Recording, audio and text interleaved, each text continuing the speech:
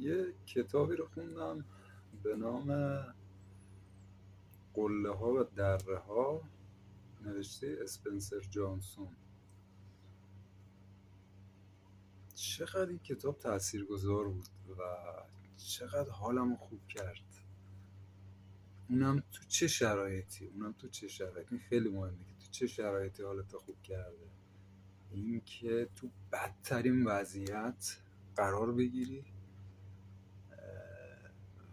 و اون بدترین وضعیت برای منی که مثلا ماشین خیلی علاقه دارم، ماشینم خراب بشه، که از این بدتر فکر میکنم برای من دیگه وجود نداره. بعد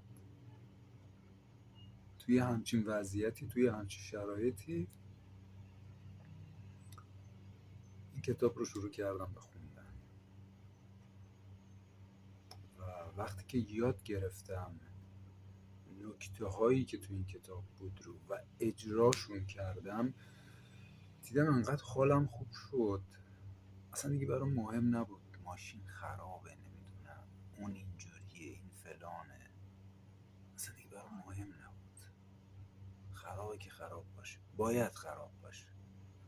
این یه تایمیه که باید بگذره و دقیقا مثل اون ضربان قلب که حالا یه دستگاهی وجود داره که مثلا ضربان قلب رو ثبتش میکنه، میره بالا میاد پایین، میره بالا میاد پایین. این یه چیز طبیعیه، یه اتفاق طبیعیه، اما اینو نمیدونیم.